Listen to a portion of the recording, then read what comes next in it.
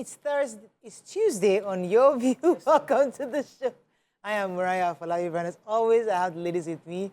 Thank God Mike is not here. Should have yelled me. I am going to represent. Are you having heat flush? Exactly. How you doing, Alaja Nima Akashat? See that thing we just joked about? It's actually very. I'm feeling the conversation. The more I'm watching those videos, the more I'm seeing some of the signs already on my body. And so I'm going for a mineral panel test to see which mineral is missing, and I'll start putting them. That's what I'm doing for myself this birthday. Every year on my birthday, I usually do a full body health check. So this year, it's mineral panel test. If you have a lab that do that, I'm interested. I also want to learn to swim. So my father was a good swimmer, a water and fire safety expert, but all of his children, we did not cram the Quran. We don't speak Arabic. We don't swim. So I would really like to swim. The generation, you will pass it on to the Yeah, and he was intentional about passing it to our children before he passed. So I'm trying to do swimming this holiday. I'm looking for a private teacher, private pool. Has to be that. That's very good. So I'm really intentional about that. But this morning, I want to call out the head of Loma.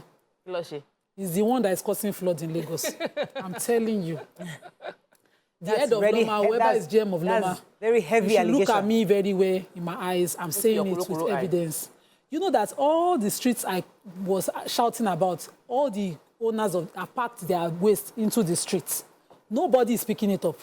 If you are driving all the way now to work on the ocean, you see people have cleared the gutters into the roads. Nobody is picking up those waste. Paid? Paid.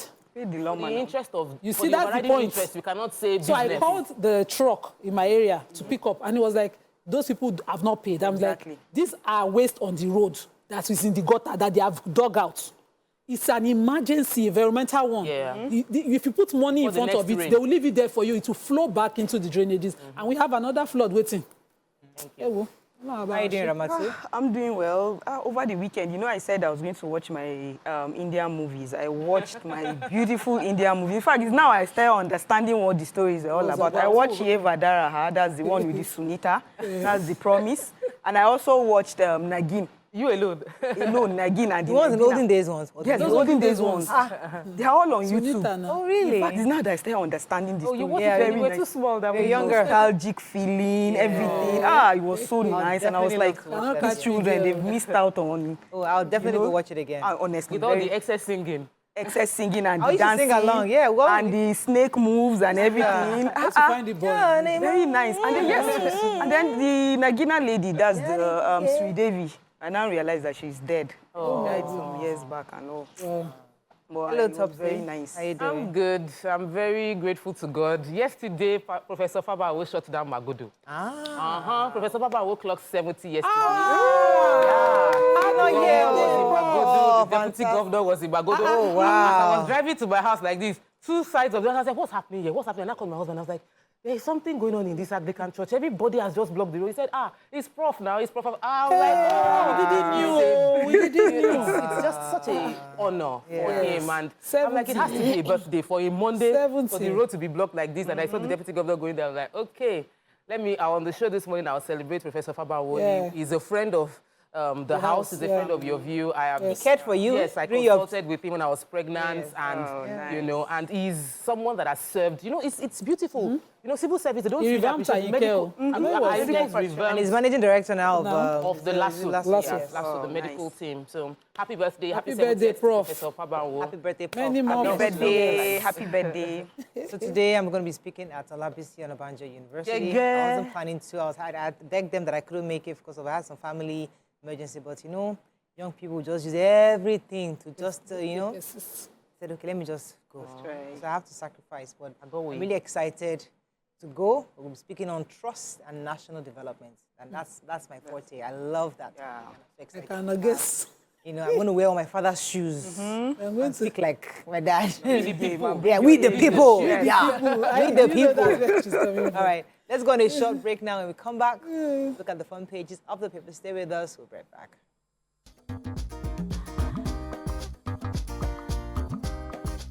Stay tuned. Your View will be right back. Okay, we're going to start with The Nation. Nigeria to export petroleum products by December, says NNPCL. If I capture how many times I've read this headline in the past 3 years, I would have got 1 million. Federal government shares 740 truckloads of rice to states. IG stops enforcement of the ECMR. Thank you. How illegal miners fuel insecurity by Abbas and CDS. Kano court stops Bayero, 4 others from acting as monarchs. UAE restarts visa issuance to Nigerians, OK's airlines. Lagos signs pact to boost lag ride with 5,000 vehicles. And allocation free. States set timetables for council elections. Okay. Which story are we taking in the nation? Good news, and I hope it is sincerely, effectively carried out. The FEC meeting yesterday concluded on 740 truckload of rice to all the states, the 36 states of the Federation, including the FCT. And they are looking at each state getting about 20 trucks per state. Each truck will be carrying 1,200 bags of 25 kg rice. That's half of a bag of rice. And the directive of the president is that the Minister for Agriculture should ensure that this gets to the most vulnerable. Whenever they put it that word, fear they always catch me. Because it will not reach you. It will not reach. No, it's not even bothered to reach me. It's who qualifies as most vulnerable. What do they think like that? You know, so those gray areas always causes corruption. But so this is the initiative of the federal government, and hopefully we'll start to get testimony of people receiving it and see videos of who are the most vulnerable that are receiving it. Also, they added that the FEC directed the Presidential Committee on Compressed Natural Gas to expedite action on the CNG compliant buses. We have been hearing CNG since the day they remove subsidy, but we have not seen it in Lagos. Somebody fed me back and said Gombe, somewhere up north, they already have all their buses as CNG buses, but I've not seen CNG buses in Lagos. No. You're right. I've seen it. The right zone comes in. In fact, there's one that writes, I am CNG powered. Those big, but I've seen it. And I've also seen a charging plant. I saw it yesterday, actually. One of those in one of the stations in this Lagos. So my husband says I should look out for NIPCOs. That they have an arrangement, something for CNG. So eventually, so that we can convert. You know, we have converted our gen. Oh, really? Since before subsidy was removed.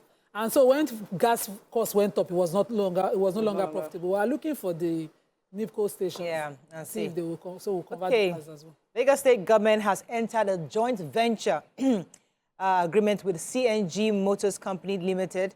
They're going to be deploying 5,000 new lag ride vehicles to Lagos State. If you recall, we currently have those lag ride, the blue and white taxis. They're going to be receiving about 2,000 in the next coming weeks. So eventually, over the next 10 years, they'll have quite a bit of vehicles running in Lagos. So this $260 million investment is set to transform the transportation landscape of Lagos State, according to the governor, Babajide Sanwo-Olu. So the agreement supervised by the governor involves Ibile Holdings Limited, a state-owned corporation, partnering with CIG Motors to add the brand new vehicles to the lag ride fleet. They're saying among these 1,000 will be electric vehicles, which is great news. Going back to what we were talking about, underscoring Lagos's commitment to reducing fossil fuel dependence and lowering carbon emissions. This investment deal will further enhance efficiency and elevate smart mobility in e-hailing sector. So I'm really looking forward to this and see how that goes. I'll probably just park my car somewhere because honestly, it's not easy driving around. They're comfortable. They're comfortable. And they are new, so obviously. Go ahead. So I have the export petroleum, the Nigeria to export petroleum product. Just like you said, the story, you read that headline 3 times. So let's see what they have. Let's hope that. They said relying on emerging indicators of the energy and gas sector, the NNPC boss told the committee, they had a committee, there was a meeting, and I'm going to mention the people that were at the meeting, that Nigeria will become a net exporter of refined petroleum products by December. They said that the Port Harcourt Refinery will go into full operation and petrol supply from next month. And he also said the Warri and Kaduna refineries will follow suit by December.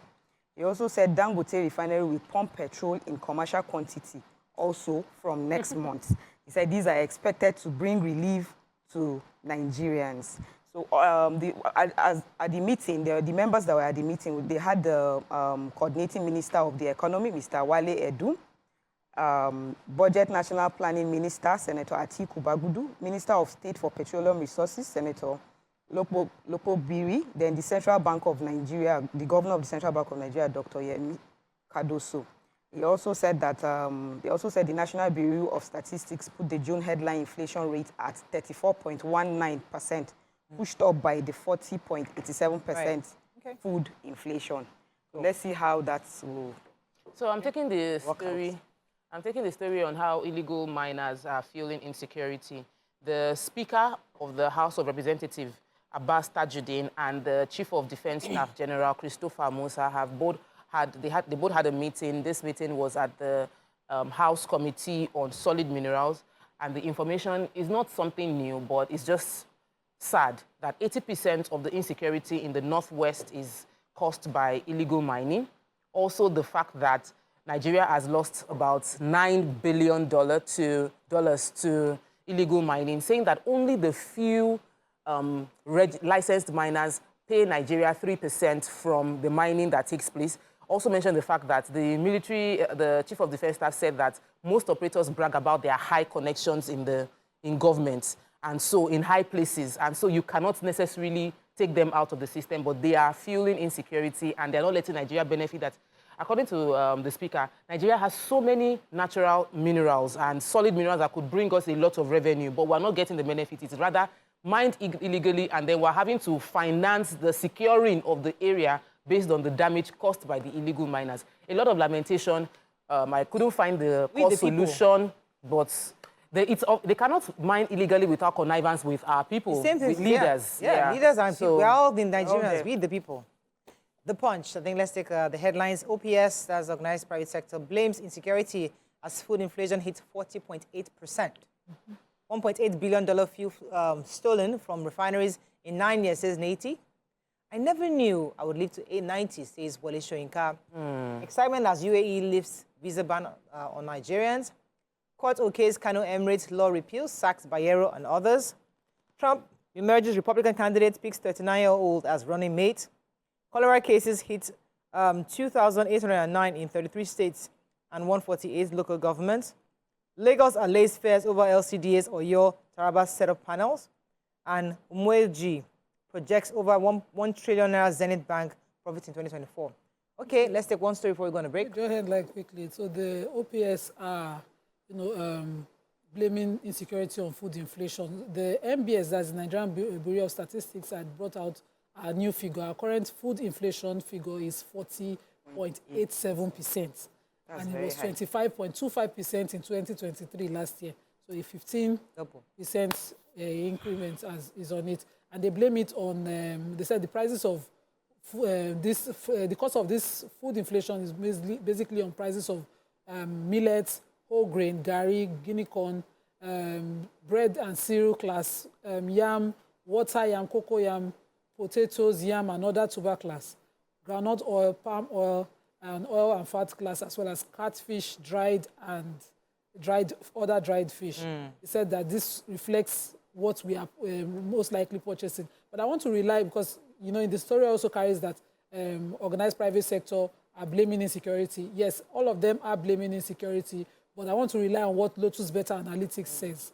One, Mr. Shedrack, Israel, attributed the surge to various factors, including over-reliance on importation, that I agree 100%, exchange rate fluctuation, insecurity, I agree 100% again, global economic uncertainty, which is everywhere. He said these have far-reaching implications on the cost of living, our purchasing power, as well as the economic instability that we're experiencing. Okay, let's go to several advice to the government. Let's go on a very short break. When we come back, we continue with our review. Stay with us. We'll be right back.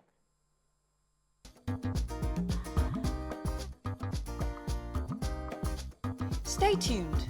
Your View will be right back.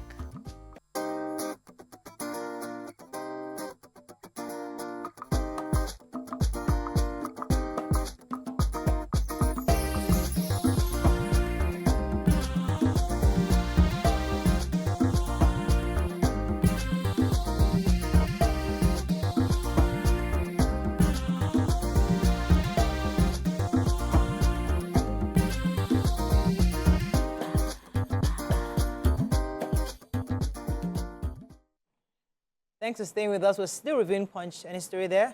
Let me take our Professor Wale Soyinka was saying on Monday. He said he never knew he lived to the age of 90. He revealed this while answering questions about the 383 students who participated in 2024 edition of the Wole Soyinka International Cultural Exchange program held in Abeokuta in his residence yesterday.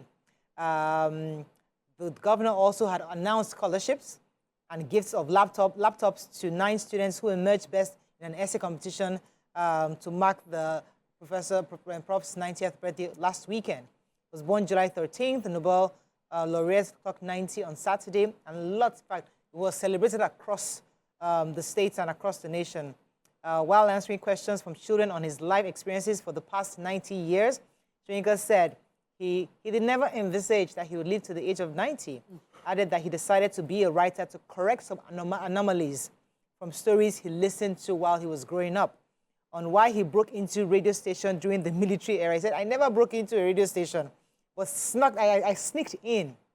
The radio station was holding on to something that belonged to the people, and I decided to retrieve it. If that item had been played, it would have demoralized the people and established the culture of brutality. Very interesting that he was engaging young people. As in at that age, it's a beautiful thing. I want to take the story on $1.8 billion field stolen. So the NAITI is the Nigerian Extractive Industry Transparency Initiative. Dr. Ogbonaya Oji has disclosed that over the period of 2009 to 2018, even up to 2020, they did a report that came out to estimate the total volume of crude oil, that's stolen crude oil, and pegged it at 619 million barrels. Based on the price at the time, the total amount we've lost is $1.884 billion.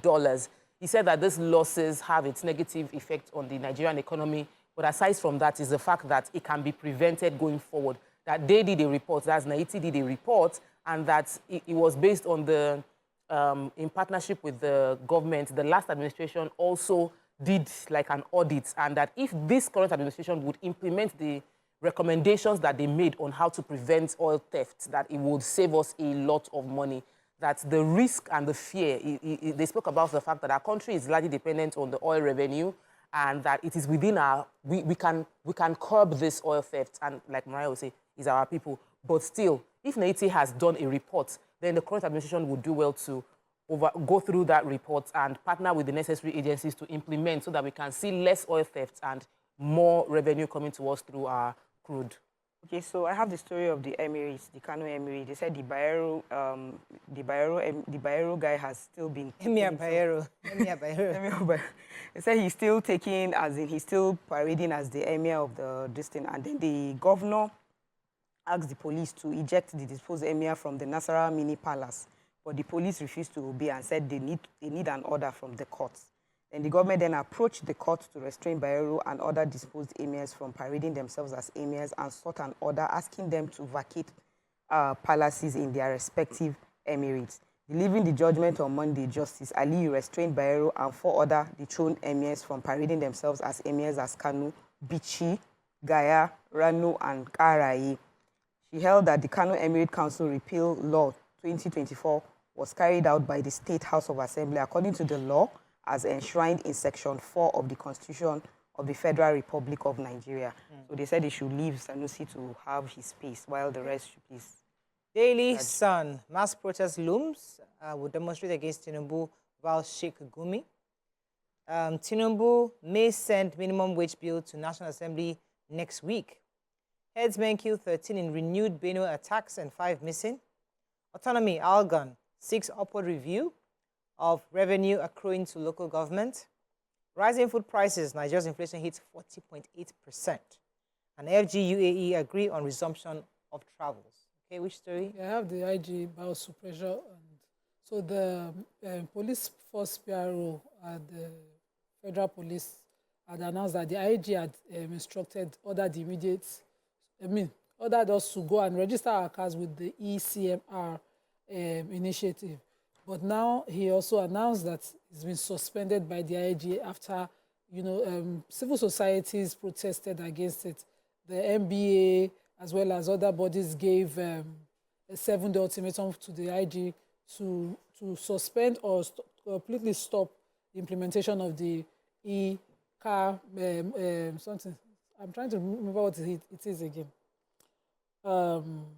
Electronic Central Motor Registry registration process, which he compelled, was a 5,000 registration process. But the NBA, as well as other bodies, gave a 7-day ultimatum to withdraw the enforcement or face legal action.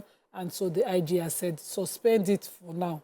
This process, according to the police force PRO, is something that would, increase our national database, also ensure security of cars, prevent multiple registration of cars. It has multiple benefits.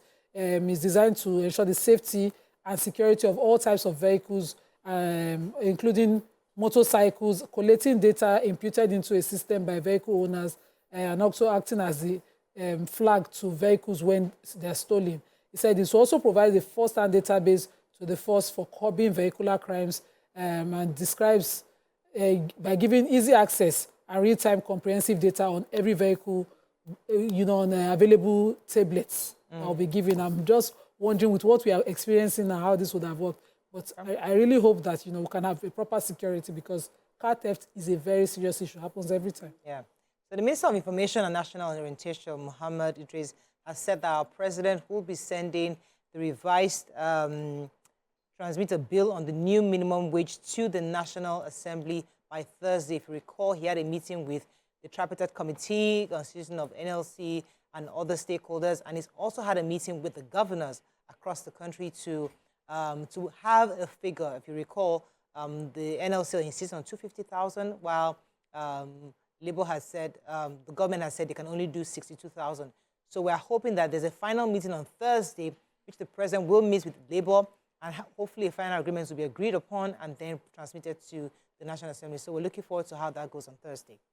Another story, Son? Yes, the UAE has lifted the visa ban on Nigeria. So it was signed July 15th, yesterday, that the agreement has been signed. We've heard it several times before, but we didn't have an agreement signed. Now the UAE and the federal government have signed an agreement saying that Nigerian passport holders now have access to apply for visa to visit the UAE. Said the breakdown of what will be required from us will be released later, but reacting to the comments, a few people on social media said it was expected that they knew that the president would be able to strike a deal that would make this easy. The central bank also, additionally, they had the issue with the central bank being able to remit the money for Emirates. It was to the tune of 85 million. So the Dubai Emirate airline had halted their airline, but after several meetings, they've been able to resolve the money, and now Nigerians are able to go back, continue doing business through the UAE. So this is good news for many Nigerians who that was their core business route. Okay. At least they're happy now. Vanguard, very quickly. Controversy as manufacturers reject NBS inflation figure. IGP bows to pressure, orders suspension of the ECMR enforcement. Emirship tussle, talked about that already. Asaba poised to select new Asagba. Zenith Bank showcases strong financials to exceed the 1 trillion naira profit in 2024. Our projected $30 billion revenue will boost naira value, says Dangote. Hunger, states get 20 trucks each as FG shares 740 lorry loads of rice. Okay, which story are we taking? I was going to take Dangote. So the president of Dangote Group, Aliko Dangote, has stated that his company's aim is to become the leading supplier of Forex as it targets $30 billion revenue in the year 2025. I'm looking forward to this. As we can't wait. We're hearing these things as well. During a tour of the refinery yesterday with media executives at the weekend, he said the plan is to attain the central bank's Forex sourcing, highlighting a strategic shift in revenue composition. He expected the significant inflow of Forex into Nigeria through his business. He believes that this will automatically boost the value of our local currency and make Naira regain its value in the Committee of International Currencies. According to him, the refinery began full operation in 2024, initially focused on refinery immediate products such as the polypropylene and others. He explained that the refinery entered its state production phase in March 2024. I've not seen Dangote's few yet. We're hearing about petrol, it. but we have seen they say the diesel has come out. Yeah, so I think it's the We're diesel waiting so for far. the petrol. But so far, he's hoping that his projections would come to pass, and it will help us strengthen the naira. We'll see how that goes. Any other story in Vanguard for a wrap up? Okay, let's move on quickly now to the Nigerian Tribune. Local government autonomy, FAC meets today as FG may delay implementation of Supreme Court's judgment for 3 months. Court adjourns suits against Oba of Benin till October 17th. Kano, we talked about Kano already. This one is still not taken at all. Inflation rate hits 34.19% amid rising food costs. Okay. I have the Oba of Benin story. So remember that 2 of the Eniges had gone to court to question their removal by the Oba of Benin. So yesterday there was a court sitting where the court adjourned till October because of course, there is the annual judicial break that will be holding between this period till October. So the court adjourned the matter till October 17th. But if you see the crowd at the courts yesterday showing solidarity and support for the Oba of Benin, Fiago Cash. So fine. But I mean, why would they institute a suit against it? This matter should have just ended. But these 2 Eniges are, one is an uncle to the present Oba. Wow. Okay. That's all we can take on Front Page Review today. Let's go on a short break. When we come back, move on to our next segment. Stay with us. We'll be right back.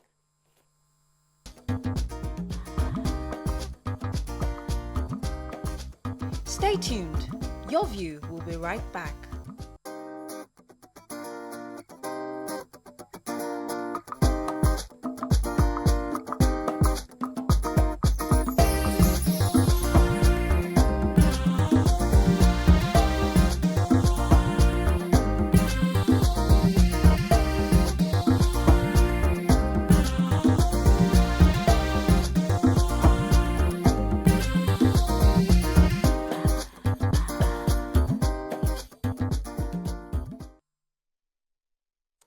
Thanks for staying with us. So last week, a secondary school building collapsed in Plateau State, killing at least 22 persons, leaving dozens of others injured in the hospital. First, we sympathize with the state and the unfortunate incident, and we commiserate with the affected families and people of Plateau State. In a few moments, we'll have the Commissioner for Education, Plateau State, Honorable Mohammed Nyalong, to give us an update on the rescue mission, what they're doing to ensure the safety of schools especially, and seeing what they're doing to help the children who are currently undergoing medical care in the hospitals as regards bills and care and even psychological evaluation and all that. So when he joins the conversation, we'll have him on, but you can join the conversation with the ladies with the numbers on your screen, 081-0764-1679, 090-241-1634. You can also tweet us at TVC Connect. Please hashtag YourViewTVC so we can read the tweet. So this is a conversation we're quite familiar with in Lagos because, I mean, buildings always collapse one thing and you're always hoping that nobody loses their lives in this. But hearing from Plateau State, it was almost like the first time we're hearing this, and it was quite disturbing. But before we go into that conversation, I'd like us to watch the video of the report from TVC News. Experts, residents and individuals have continued to raise concerns over the cause of the building collapse in Jos. Some experts and building engineers at the scene are alleging that the building did not follow the set standard when it was raised. Our findings are based on scientific investigations. So as regards this building, we came from visual observation. We already identified some issues. We've obtained some samples yesterday. We're here to continue with the collection of samples. One of the major challenges we have is just the violation of the building code. You know, people don't keep up to standard with the materials they use in building, you know. So it calls for another job for the Standard Organization of Nigeria, that they should ensure that what the materials used, you know, are up to standard. The foundation of this class was just one-story building, and you know, imagine turning into two over the night is one of the causes. This, to me, I want to call on the government to really enforce law. Buildings like this shouldn't be approved. The senator representing the area who visited the scene and those on sick bay says he's taking the issue to the Red Chamber, assuring that action must be taken. Immediately I will set a motion. I will have a direct motion to make sure that people should see that something happened to me and let it not happen to any other place. So proper investigation should be made, and maybe we'll have a legislation to look at to be sure that schools or whatever building or an institution should have what we call perfect plan development, which will not have such impact again. Residents building substandard houses around river banks have been cautioned to desist. The state government has set up a high-power committee to find out the actual cause of the incident. Funom Joshua, TVC News, Jos. Thanks for staying with us. So that was a report from the TVC News, and it's quite disheartening, because, today I'm going to be speaking on trust and national development in a school. And one of the things that builds a society is trust. That I can take my child to school, and I can come back and pick that child up. I trust that the school has done what they're supposed to do to build up the structure, to put my child in. So I'm coming based on the trust that there's a social capital, that I trust that the school has done what is required to accommodate my child for the amount of time it's going to be there. So these are issues. So there's a part of the government, there's a part of the people who are putting this together. What are your thoughts when you heard about this really sad incident, and how do you think we can move forward from this? Nima? It's a collective. To build a nation is a collective work. To raise a child is a community work. It's a collective work. And when we leave it for one side of society or the community, this is what we get. So somebody approved this building who failed to do what government needed to do. You saw that it was a school. Did you go to check if they had the facility enough? Let's even leave structure first. Was somebody checking to see if this facility that was being built for the right purpose? In Lagos State, I'm doing a building approval for one of my clients. I'm doing soil testing, all the works. So I have a construction company that works for me, doing everything from scratch up, because if you get to get your building approval, you need all of that. I don't know what applies in Jos, so I don't want to, that's why I use the Lagos State example first. But I believe that if a building approval was given to that building, somebody failed to check at foundation level, the soil testing, the terrain, where that school was located, from videos I have seen online, shows that you even have miners around. You can't have a school building that can adversely be affected by mining activities. You cannot have it in that area. So somebody should have disapproved the existence of that building if the mining activities existed before it in that locality. And if it must be there, the kind of structure because of the kind of children we're housing, somebody would have made sure that it either goes through the proper process, all the quality of materials that is needed to hold it, must hold it. We had a building collapse in Adosoba back then due to some kind of unexpected explosion. There's no mining activity happening in Adosoba. It's a fully residential area. We have a port around us. We have buried pipelines around us. To date, nobody can categorically say what caused that explosion. I saw how it cost lives. Talk less of when you put one in an area like this where there are mining activities and you go and sleep. Now, the parents, in this case, for me, are victims. Sadly, they have suffered. In fact, one of the parents broke my heart completely over the weekend, just reading about it. You know how they couldn't, how it cost an entire family from what happened there. And to think that there might be no consequence, because, of course, the people who failed to give approval or disapprove that building are still the set of people in government who will say, okay, they have already died, can we move on? Because if there was, this is a murder.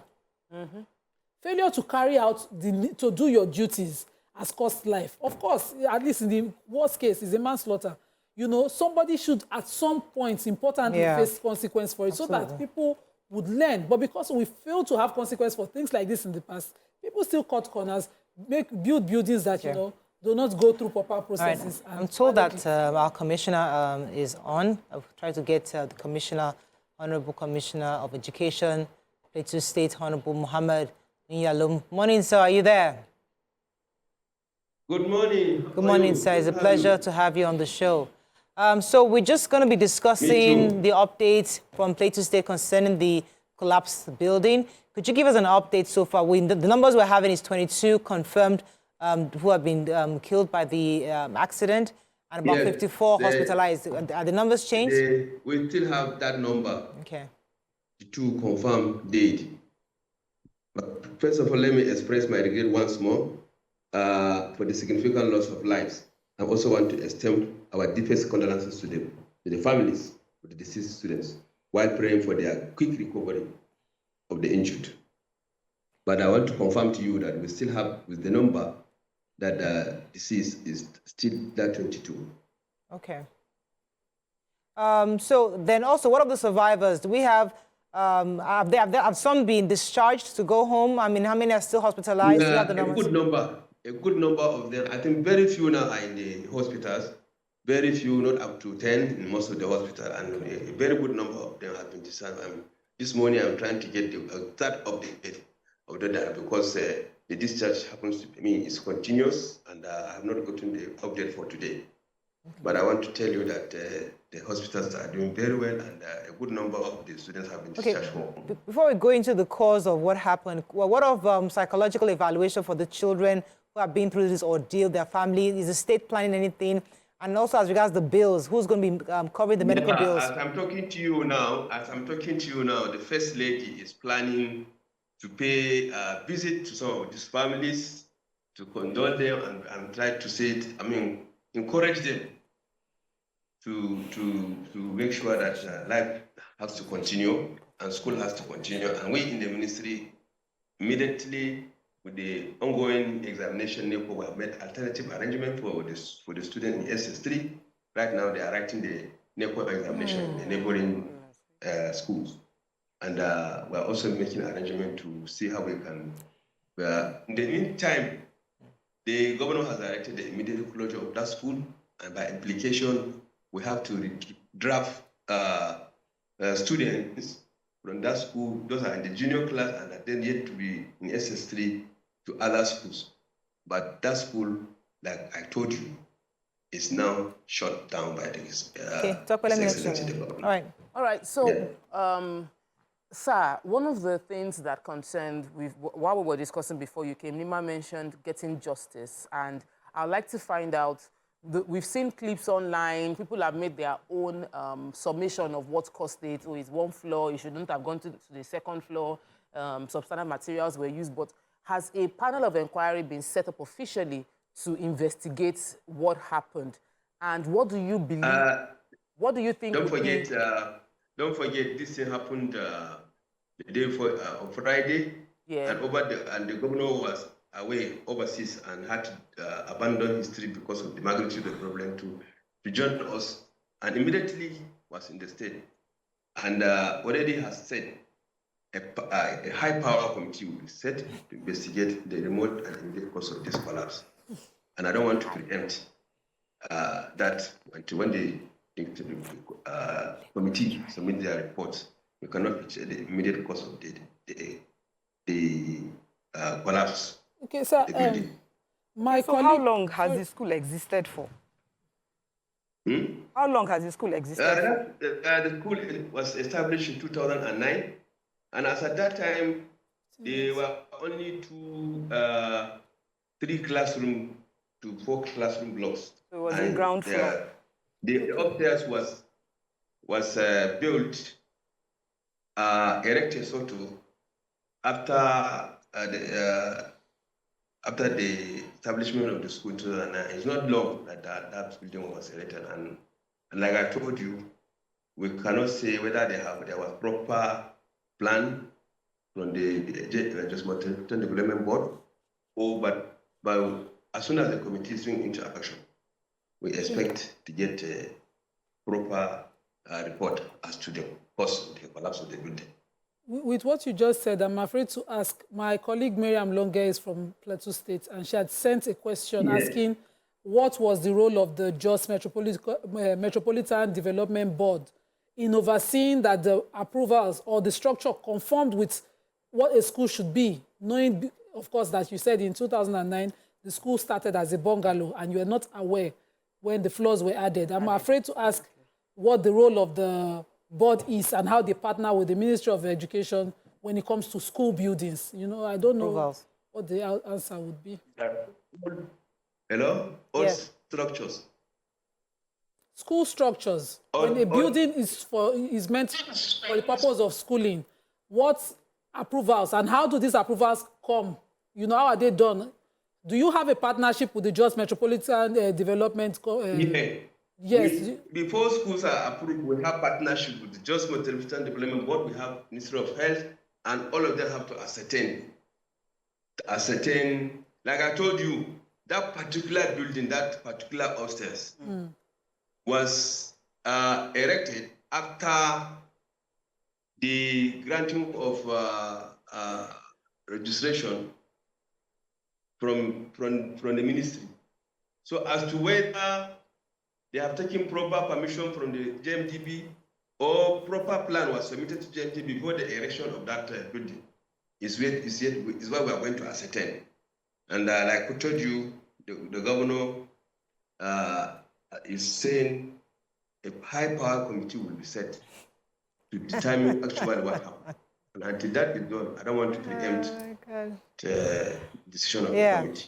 All right, let me ask you this question, sir. I know you said earlier that the First Lady will be visiting the families, which is good. It's important for our First Ladies to participate. But do you have plans as a state to engage professional psychological counselors or people who are professional, who can actually help with this children's trauma? Because what they've experienced is quite traumatic. Here that some of their friends have died in a collapsed building, in a classroom that they thought was safe. So they need better psychological evaluation, not just a visit by the First Lady. So are there plans for that? These things are done in stages. Would have visit as soon as she has seen the level of trauma these students are experiencing. Then the next thing is also to set up, like you said, and we cannot leave these students like that without giving them proper psychological treatment as to the engage them back to the school and also to the society, integrate them into the society. And therefore, we are making every arrangement to make sure that we give these students the necessary attention to be able to go back to school without any problem. This I can assure you. Okay, so has anyone been arrested? Because I'm going to talk from the point of a mother, right? Because if I lose a child in that kind of a thing, I want justice to prevail. So who is that person that approved that building close to a mining site? As I'm talking to you now, the principal of the school is in the police custody. Fantastic.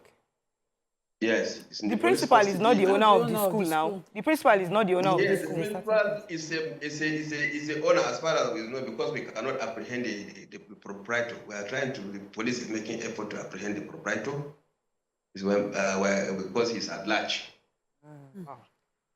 So who are the people in charge? Who were the people that approved the building? Investigation is ongoing. Yes, yeah, and they will Permit me to say that. Investigation is ongoing. Okay, you know, I don't think that this is given the right attention it deserves. I think this is an emergency. And if the governor... I want to assure you that our governor is a proactive governor. But this happened on Friday. Proactivity shows... Exactly. Someone should have been brought to book. He doesn't have to come to office on Monday morning before the committee is set up.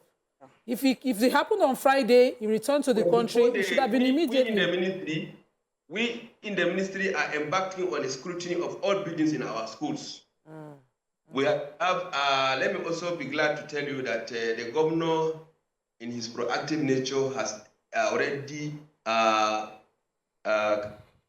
given appointment to somebody to head the security aspect of the school, the school program. He has appointed a coordinator for the safe school. And last Thursday, he was in my office. We are trying to marshal out a plan as to how we are going to go about the security of our schools when this unfortunate incident happened. That is to tell you that already we are aware of the problem that we are likely to face. That is why that informed the governor, giving that appointment to that coordinator. Okay.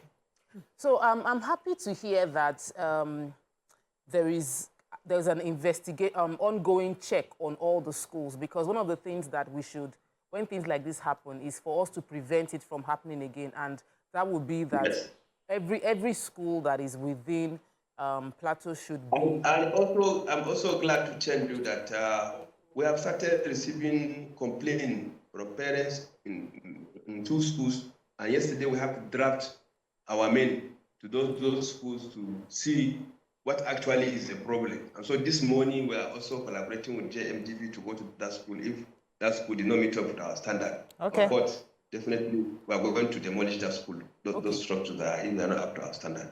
That's to tell you that we are not sitting on our oars to make sure that everything goes as is expected. Okay, so the question I wanted to ask actually was, aside from the checking of all the existing schools, we know that most of these schools fall within private schools. It's within government contracts and government schools, there are more structures, but private schools tend to be the ones that are managing and cutting costs. So I wanted to find out from you if there is the structure in place, and I'm happy you said some people have reported their school.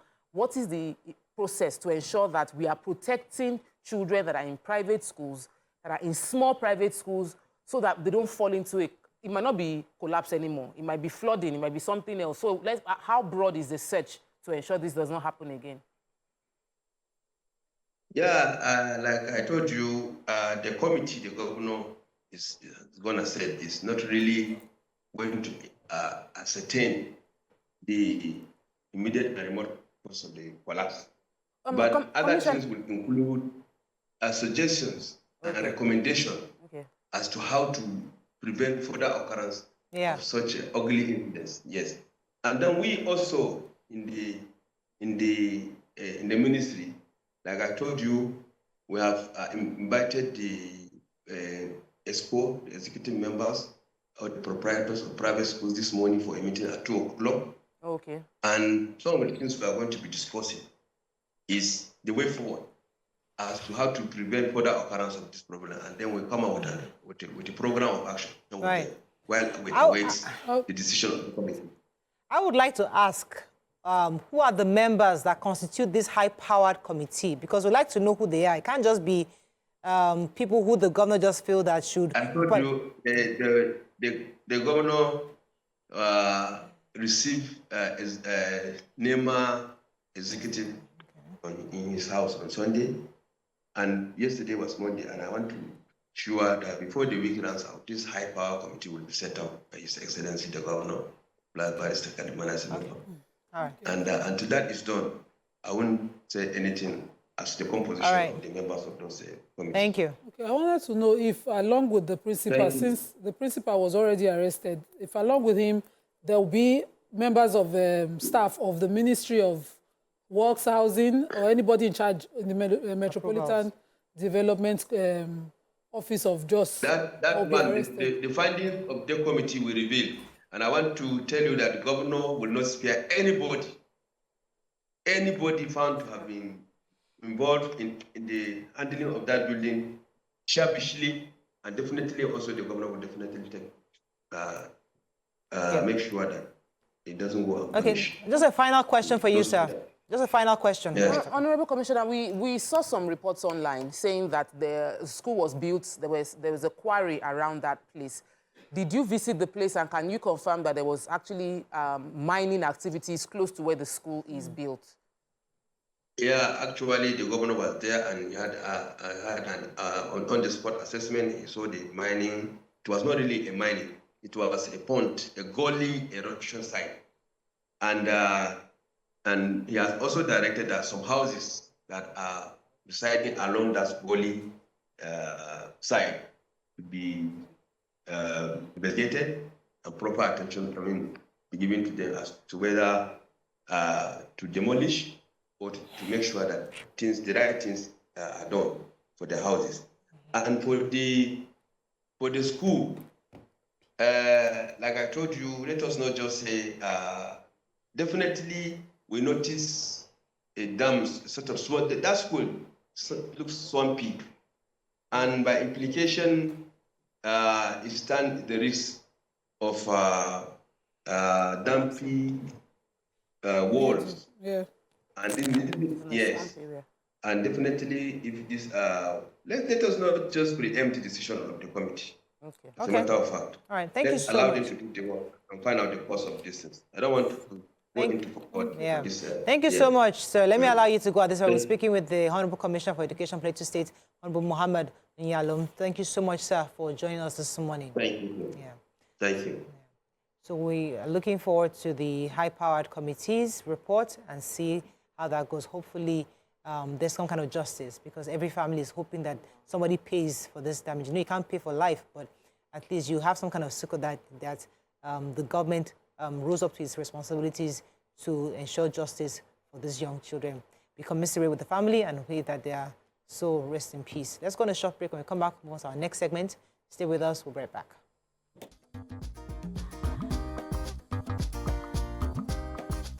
Stay tuned. Your View will be right back.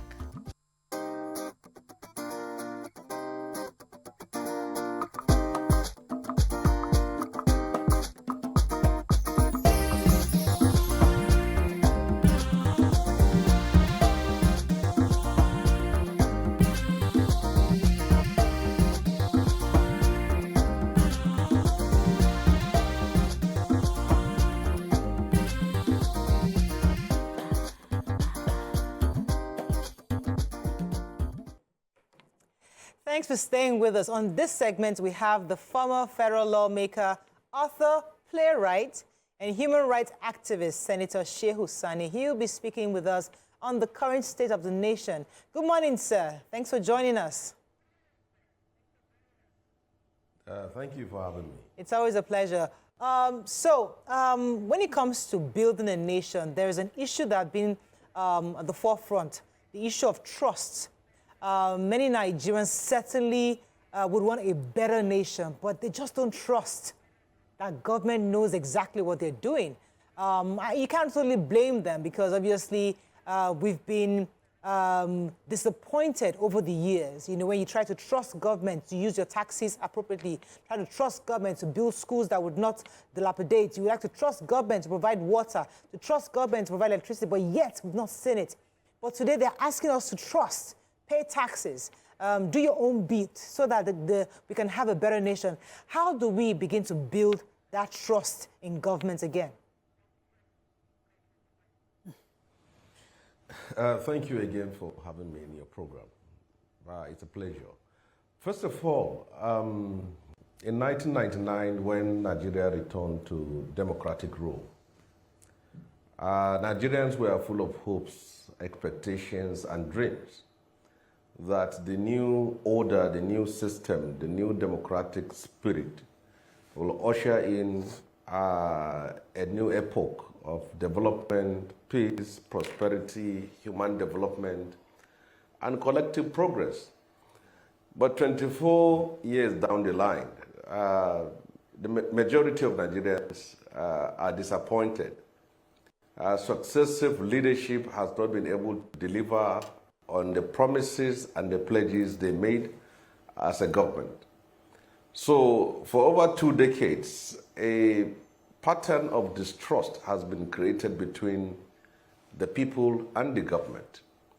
And whichever government comes into place, it has to inherit that kind of thought and mentality in the hearts and minds of Nigerians. So how can we change that? The only way to change that is that government should live up to the promises and pledges they made. They should make lives better for poor people. They should improve on the economy of the country. They should secure the country.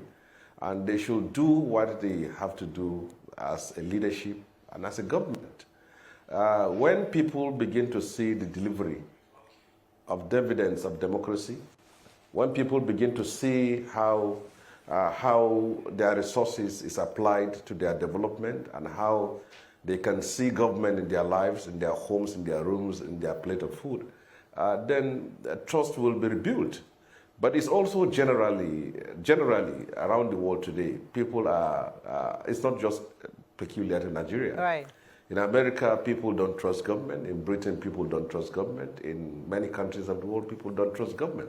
So it's for the government to earn the trust of the people by delivering on the mandate, and they're also making sure that resources impact on life of people, and people can see visible and verifiable changes and progress in their lives.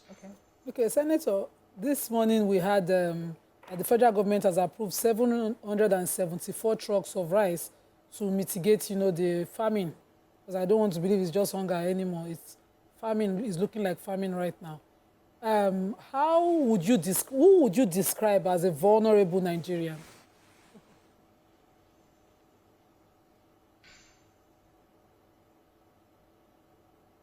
Did you get that, sir? Hello, sir. Did you hear my colleague?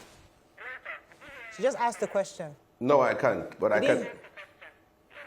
Can you hear me now? I can hear you now. Okay. Yes, I can. I asked earlier that, 774 trucks of food has been approved by the federal government. The president's directive is that it targets and gets to the most vulnerable Nigerians. And this term is something that has been confusing for a long time. Who would you classify as most vulnerable Nigerian, if we were to get down to definitions?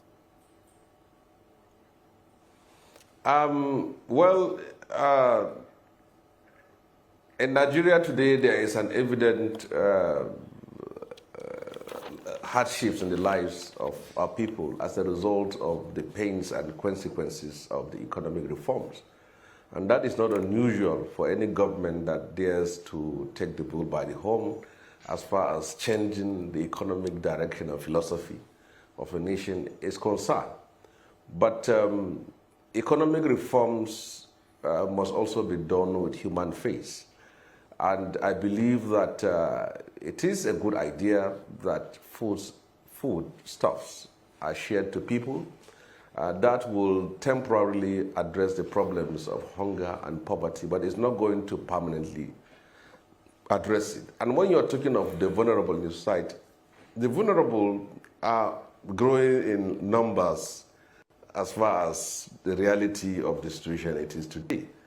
People that could have afforded 3 square meals some few years ago today are struggling to feed even once in a day. People that would be said to be located within the prism of middle class are today beyond, have today gone back to the lower class. So if this palliative is to reach the vulnerable, I think the first thing to do is to look at those in the society, lower strata in the society, the downtrodden, those who are not employed, or those whose subsistence cannot actually be called subsistence, the physically challenged in the society, the old, that is the seniors who virtually have no pension, and also the workers whom wages cannot actually afford them a decent life. These are the strata of people that need to be reached out to. And the way to go about it is that I believe should be that every state should set up a committee that constitutes representatives from the government, the civil society, the workers, the youths, communities-based association. Should have representatives so that whatever is sent can reach out to the people on the ground. Because if you leave it specifically for governors or for politicians, certainly it is simply going to go to their supporters and their hangers on. So every state should have a standing committee that has representatives from all sectors of the society, both those in government and those out of government, the workers, the physically challenged, young people. It would go a long way to reach out to the vulnerable in the society. Okay. So I'll just stay within the line of Nima's question, in that some are of the opinion that Nigerians don't need food palliative, that we need jobs, we need productivity, we need, you can't give food forever.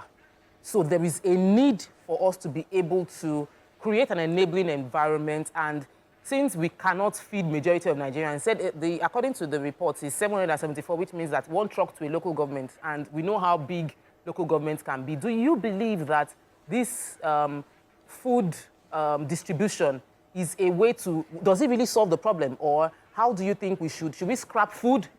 And where would you like the government to focus the attention on concerning making food more affordable for Nigerians?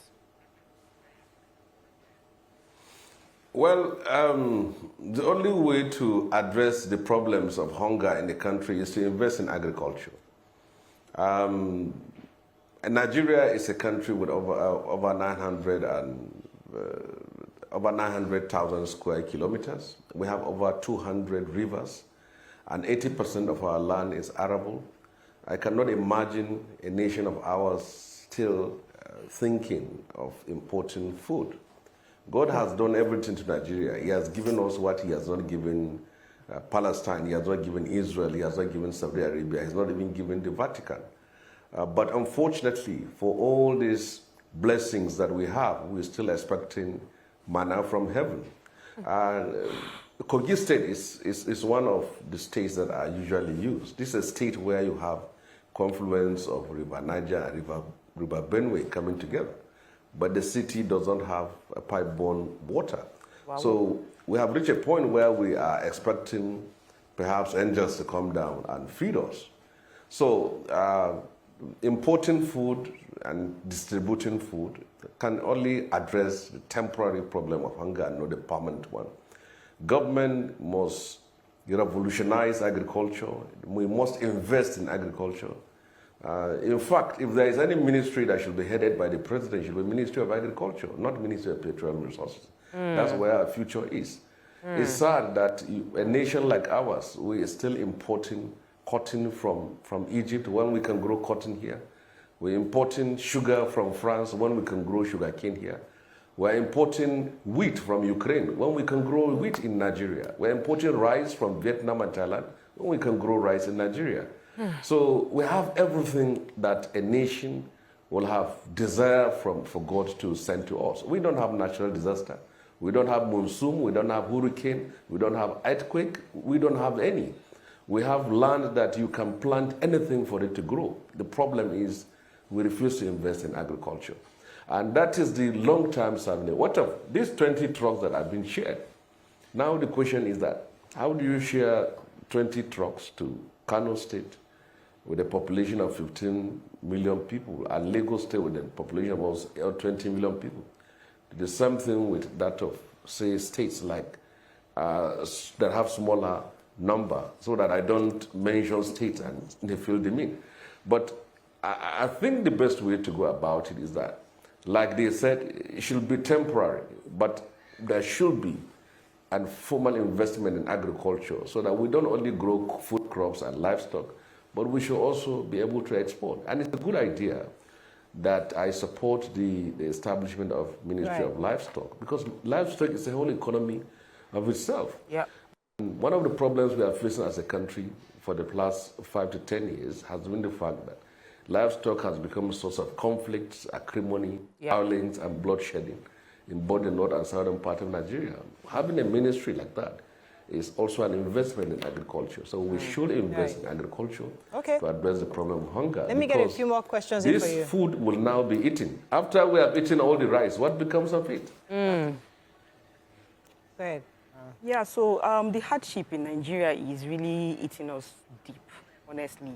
And I want to ask, since he assumed office, since the president assumed the office, the policies, how many of his policies have been right? And all his policies, do you think that they are directed at making the economy better? Because so far, it has just been taking us deep into poverty or into the hardship.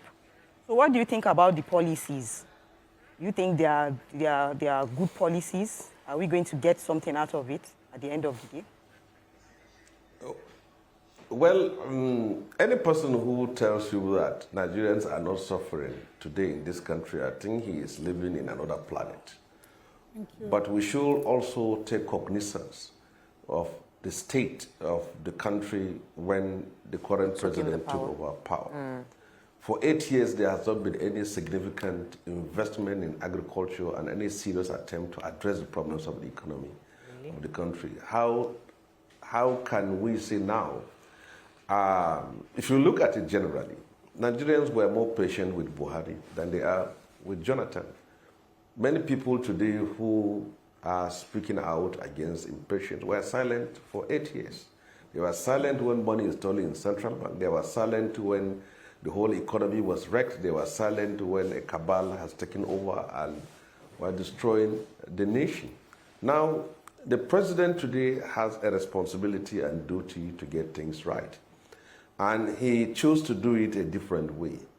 If he's going to have done it the same way, is to keep subsidy and also to keep funding the Naira so that people will be living the life they are living for decades. But now he has taken a different path, and this path comes with the consequences of people have to pay the price of it.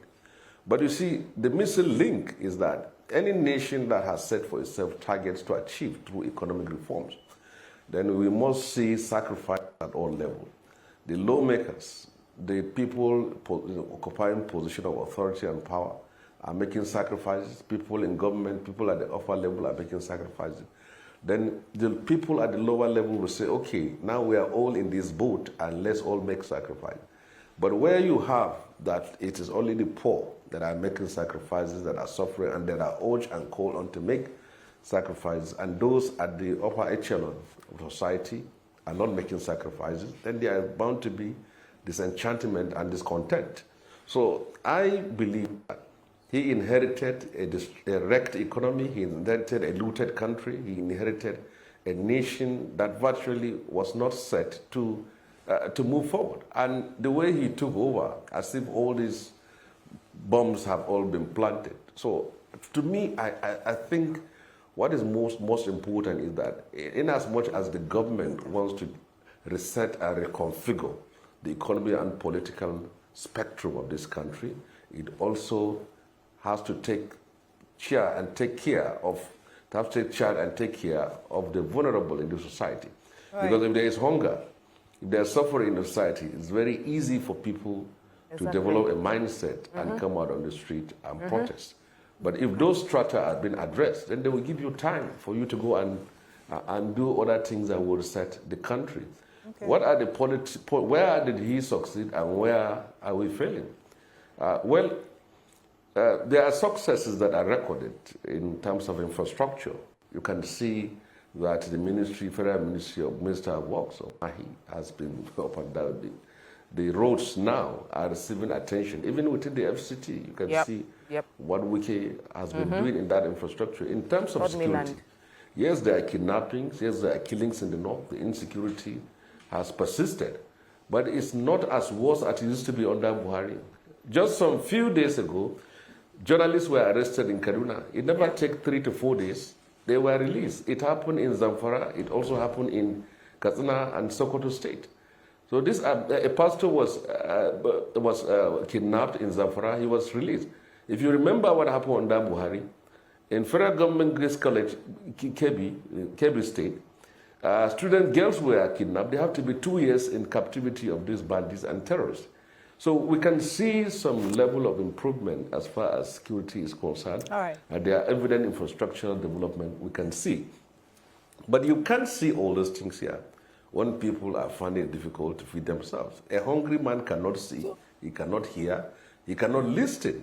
So when you address the problem of poverty, address the problem of hunger, then their eyes and nose and mouth and ears will open to see all these things that Let me get a few more questions. They can't even compare when they can feed.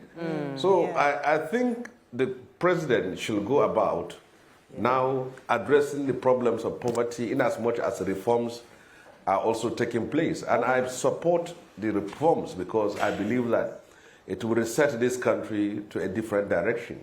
Okay. Because what has happened from 2015 to 2023 was simply a disaster, and he needs time to be able to. All right, let me get a few more questions for you. Let's bring it to the people now, because you mentioned food security and lack of food as one of the causes of this hardship we're going through right now. An average Nigerian youth does not find dignity in farming. And we did not grow the strength in the past. Our strength in agriculture and farming by having mechanized farming was the hard work of the people tilling the soil. How do we get our youth to change this mindset, to shift back to getting doing the work, you know, and tilling the soil to get food. Well, you see, farming or agriculture is not simply a federal government affair. I believe that now that the Supreme Court has given the local governments the opportunity to control their own resources and use it directly in impacting on development at the grassroots level, it's also a step towards addressing the problems of poverty and hunger.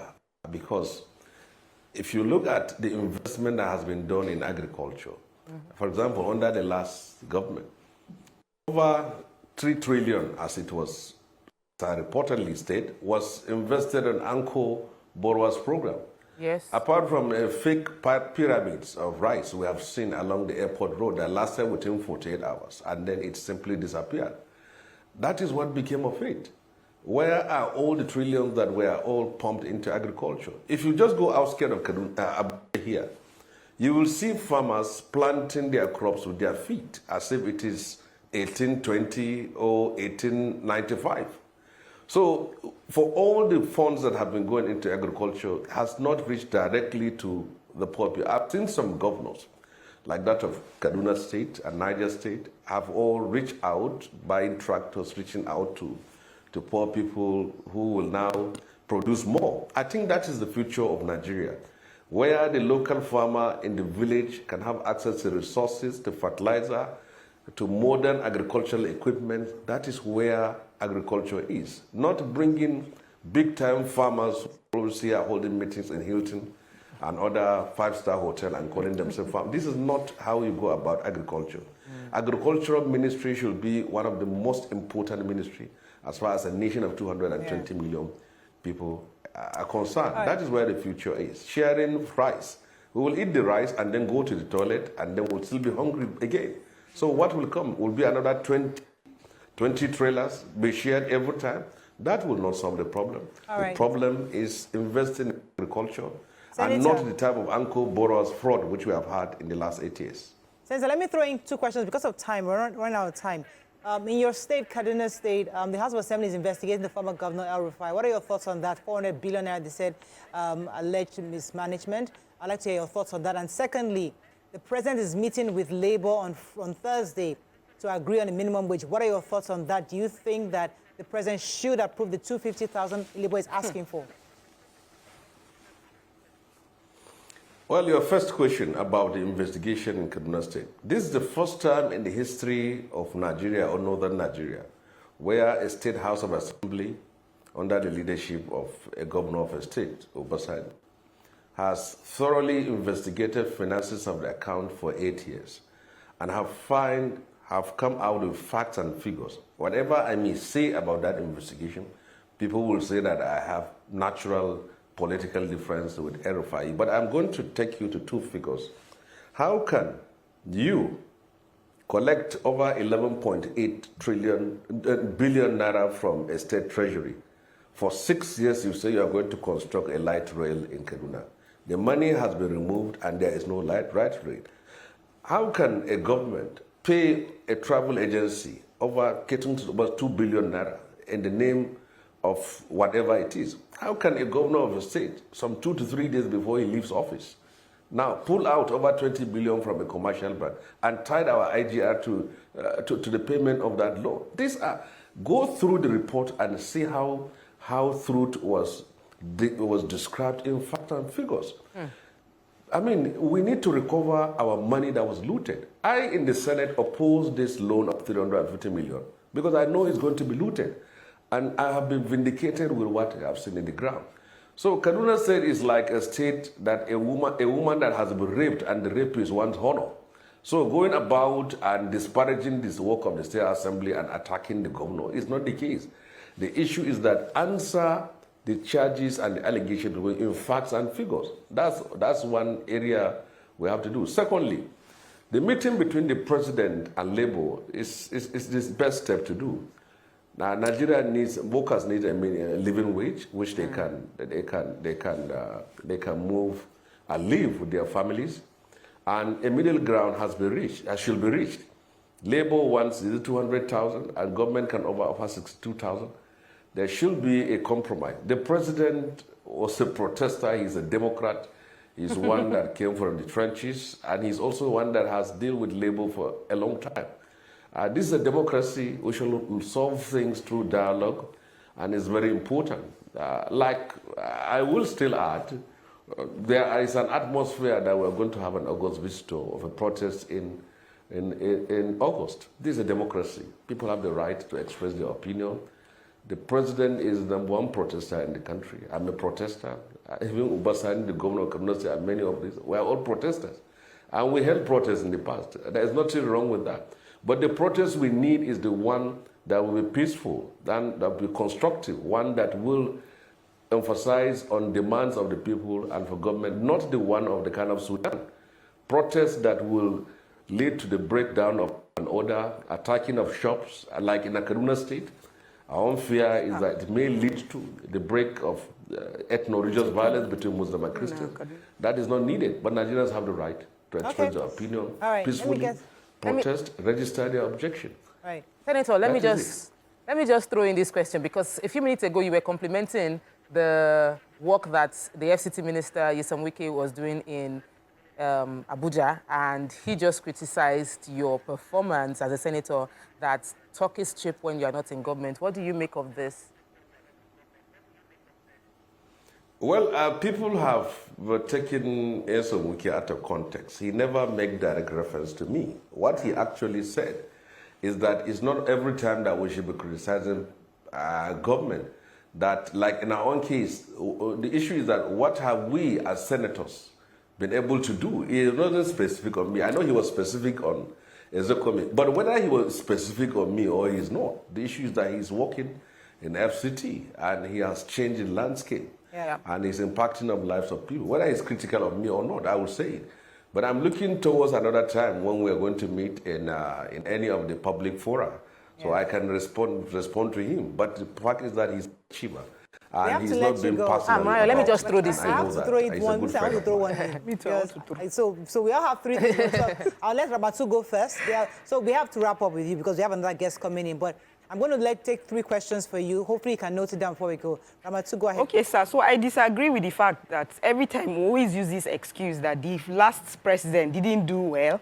He didn't do this and that. So when you bring in the new one gives an excuse that, yes, that the last one messed up the country, this, that. So I'm trying to say that the new one that came, is it that he didn't know that he knew this was the situation of the country.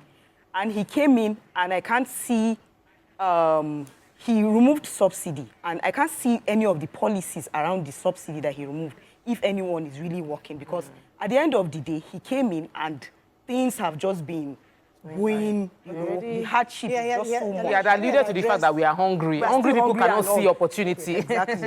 So I think we have addressed some of that question, but I think we will also highlight it. Talk about your question. I wanted to highlight the fact that, Senator Shehu is a gbas person on Twitter, but in recent times, he seemed to be very sympathetic towards this administration.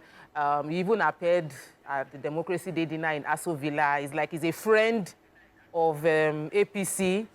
Sir, what do you say concerning the association of your close proximity? Are you going back to APC?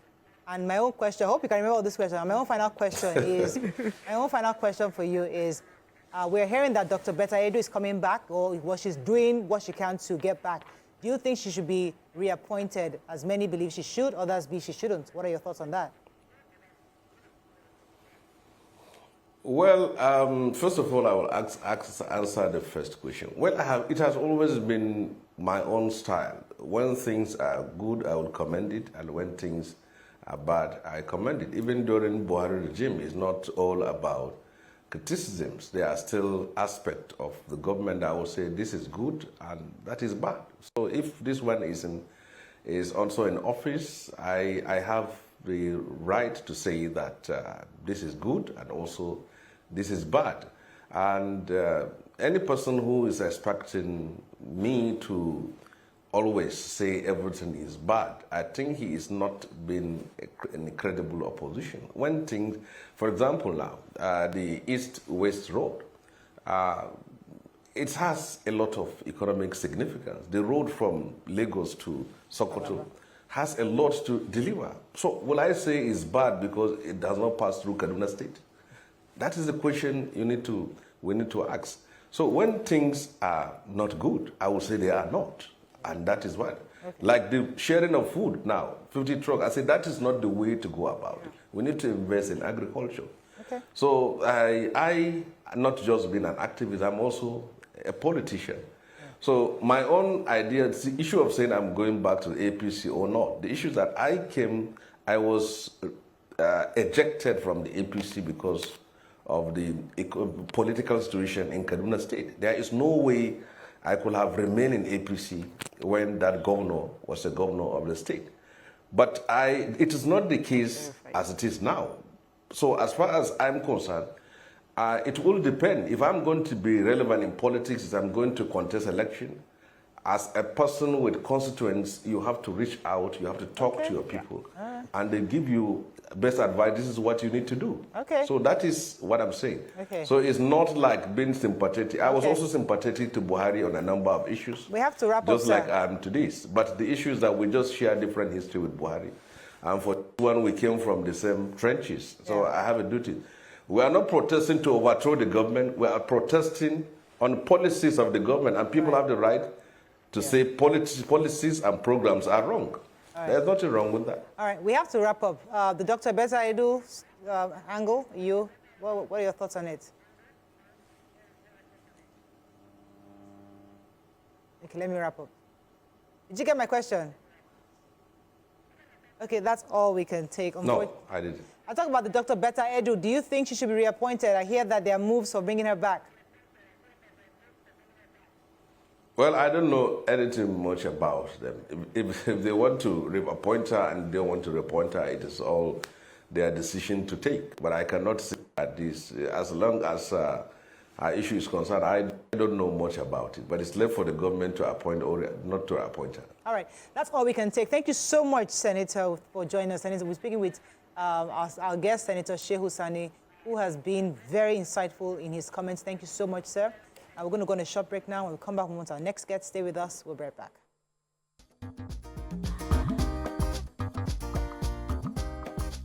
Stay tuned. Your View will be right back.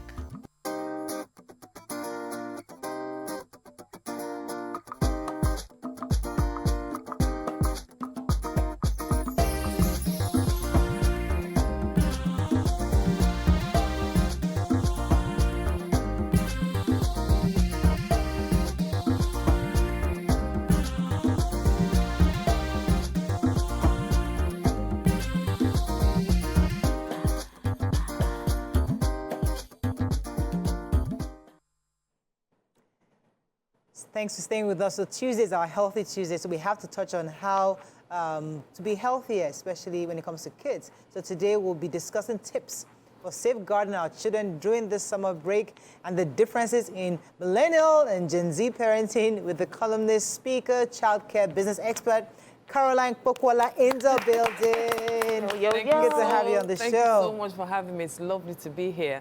Very much, I saw you guys. Well, I didn't see you guys. You had me online. Yes, yes. Oh, that was you. Yes. I kept saying the figure was familiar. I couldn't figure it out. Yeah. Oh, Tokwe saw you in the UK, right? Yes, I remember now. You're fantastic. Good to have you. Thank you so much. Lovely to be here. So, summer is here. The kids are out and they're eating up all the food, you know, and their character is coming out. Exactly. With all the sweets.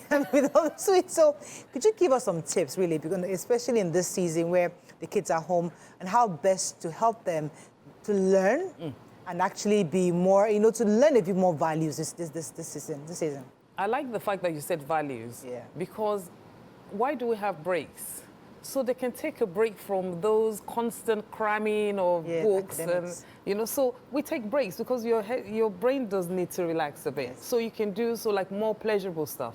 So that's why we have breaks. And hence, when it comes to the holidays, what I normally recommend to parents and teachers that have extracurricular activities is more activities they can do that still the learning, right, but unconsciously learning, you know, not intentional learning kind of. So They can go to like after-school clubs and they learn to mix with friends. So they're learning team building, they're learning how to share, you know, things like that, which are things they would later on need in life, you know, so, and their social skills, their communication skills, all of those things they have. So we would have things like board games. So they have tons and tons of board games, and they're competitive. You know, you could imagine something like when we had the chess games and things like that. So it's not educational per se, but it's relaxing, but there's lots of skills they learn from screen that. time, because if they have to do board games, if I buy the board games, I would make sure maybe for these hours you are doing board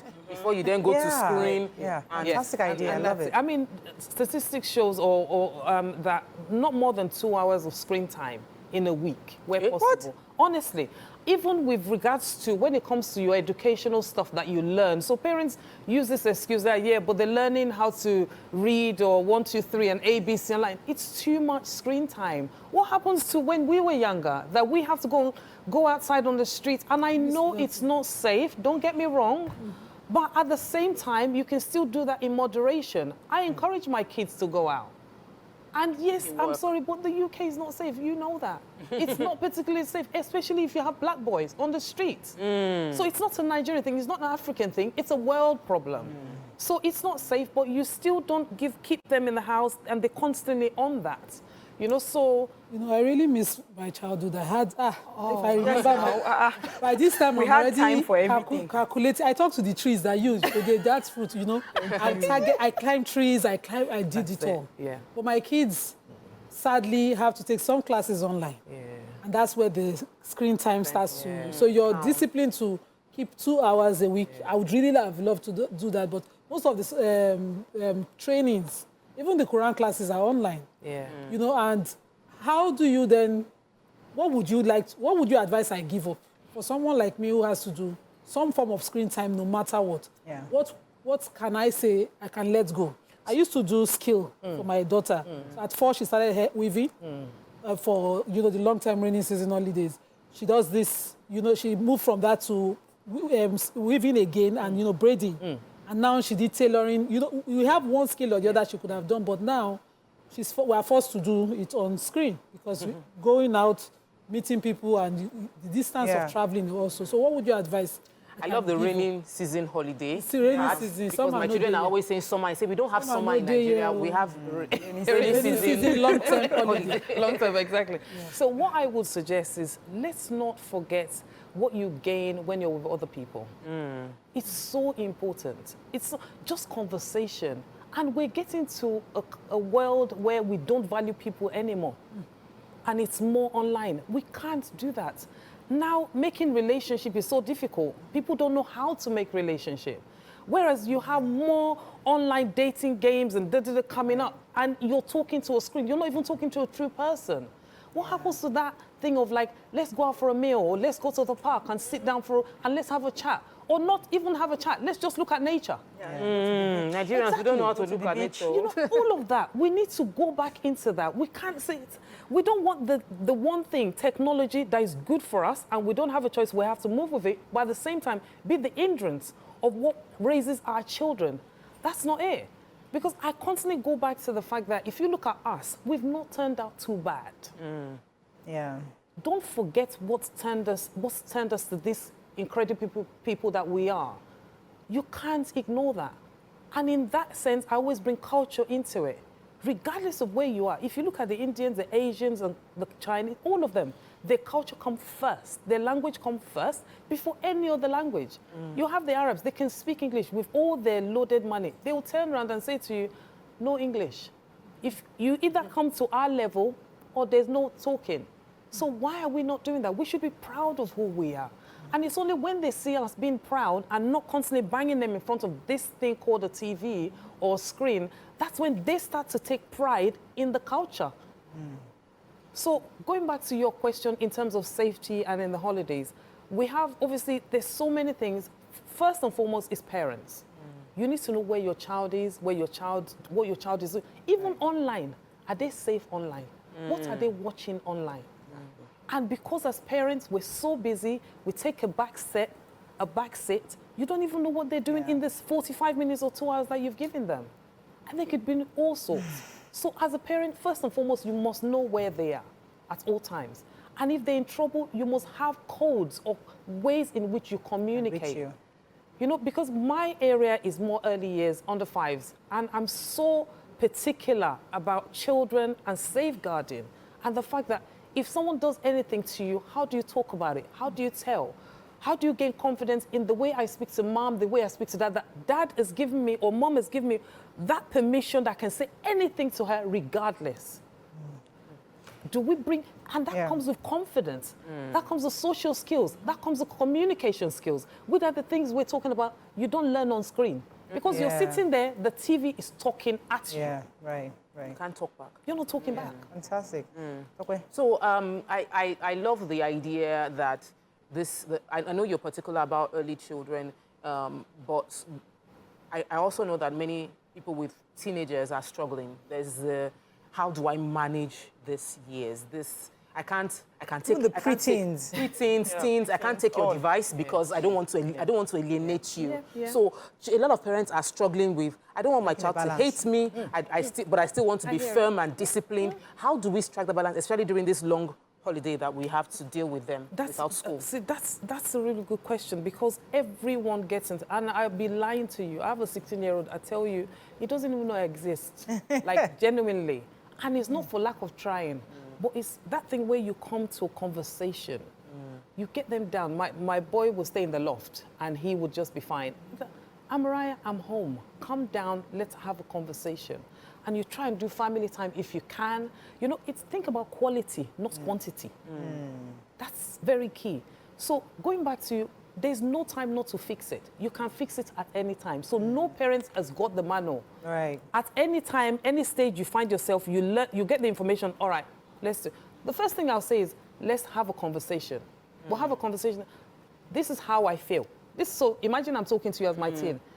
Tokwe, this is how I feel. I feel you're spending too much time on screen. You might disagree with me, but that's what I feel. So for example, I monitored on Monday, you spend on Tuesday.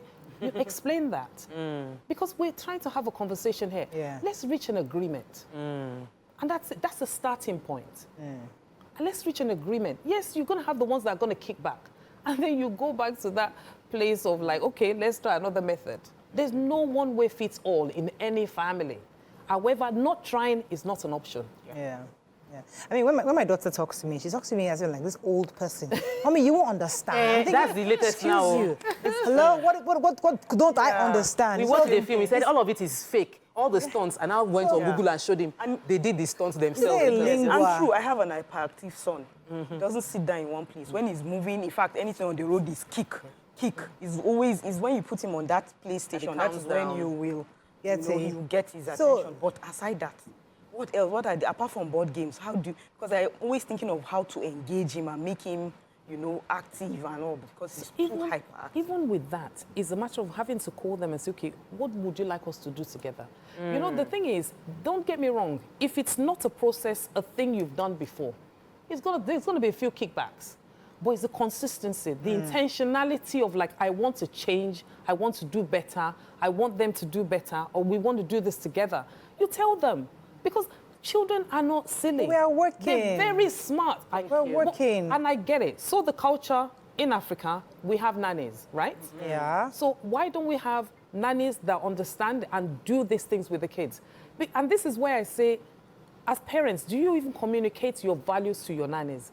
Because if you don't they just bring somebody. I mean, don't get me wrong. I know you guys are intelligent, fine ladies, right? So compared to when I was younger, we just had a girl from the village would come and they just do things, so that's changed. And you get late, obviously you tell them what the attributes you're looking for and so on. So if you had someone that is slightly smart, not too local, they come in, okay, these are the things we would like you to do. It's almost, you're paying them for a service. You should have your expectations. So the way you have an expectation from a school, I would have an expectation from my nanny. So these are the things that are allowed in my home. These are the things that are not allowed. These are the things you do with my children. Even in the UK, where the children, we have our children go to nannies, go to nurseries and things like that. There was a time I had 3 children under 5, and it was a lot. And it was ridiculous. And I worked full time. So I had to get someone that's not so much a nanny, but she would take all 3 kids to curricular activities. So I said, I like them to swim, I like them to do this, and she then took them. I paid for her petrol, you know, so it's things like that. Yeah. So something is got to give. If you can't do it, because the culture is one that we don't have the time, not even just the culture, like life now determines like both parents have got to work. Yeah. You know, because the cost of living is high. So even in that, you can have an expectation for whoever is the next person looking after the children, and you say to them, these are the things I want. Okay, so what you're saying is that we shouldn't continue with schoolwork when they come back from school. No, it's too much. It's too much. It's too Trust much. me, that's a good question because we have some husbands and you see that they finish mathematics and they must do they will mathematics. come back and I get you. Honestly. I have to ask you about this very quickly because how do we get out this Gen Z generation to be more street smart? They just, many of them are very, I know. they're just very, you know, I'm like, come on, man. So how do we get them to be sharp? Well, I wish I could just, you know, stop my finger and just get you to be street smart. So what worked for me, and I say to parents, and I use that as an example, so I have over 500 parents I would normally see on a weekly basis, not so like face-to-face, but that come within my, because I run a chain of childcare settings in London, and I'll see them over a period of time. And nothing best than experience, you talking from your experience. Whilst not that one would fit your home, you have to try different skills. But what worked for me was, with my boys, I literally, because of the thing with the boys and knife and gun crime in London, and I live in London. So I have videos of like, look, these are things that could happen. And do you know what? You can only do your best. You can't kill yourself. Because once you've given them the information, you've armed them with the right information, there's nothing else you can do as a parent. And that's where our prayers come in. And that's where that faith comes in. And you say, look, I hand them over to you. Simple thing like when they're going to uni, what can you do about it? What can you do? But we have a lot of them now with mental health issues, committing suicide. I had a case where, unfortunately, so sad, left the parents were in the UK, they had enough, they came back to Nigeria, left the child there, she left uni, went to book a hotel room and committed suicide, hanged herself. Again, it's such sad news that we have to go through that stuff. And as a parent, you think, what more could I have done? There's nothing you could have done. There's nothing. It's got nothing to do with you. But the main thing is not telling them is the choice you don't have. So we had a video going around in the UK at one point saying how they recruit children into becoming drug moguls and things like that. So I showed those videos to my kids. You can tell me, oh, Mom, you don't get it. I would never do that. But they're aware. But they're aware of it. And it's the not showing them that that's where we haven't done our job. You know, so there are lots, and so going back to the millennial and the Gen Zs, there are lots of information online now compared to when we were growing up. And so they have that at their fingertip. So it's a matter of like, you have groups, you have lots of groups, WhatsApp groups that are catering to parents, millennial parents, older parents, they've got younger kids, you know, all sorts. So it's not getting those information, that would be at our own risk. Actually, we have to wrap up now, but Oh thank my you goodness. so much. I mean, we ate into your time. We really love to just, because I have so many more questions for you, but we'll have to bring you back, hopefully before you go back. You're not going back soon, right? You're still around? Tomorrow. Oh, yikes. All right, so thank you so much. We're speaking with childcare business expert Caroline Popola. Thank you again for joining us on the show. Thank you so much for having me. That's all we can take on today's show. Have a great day. We'll see you tomorrow. Bye for now.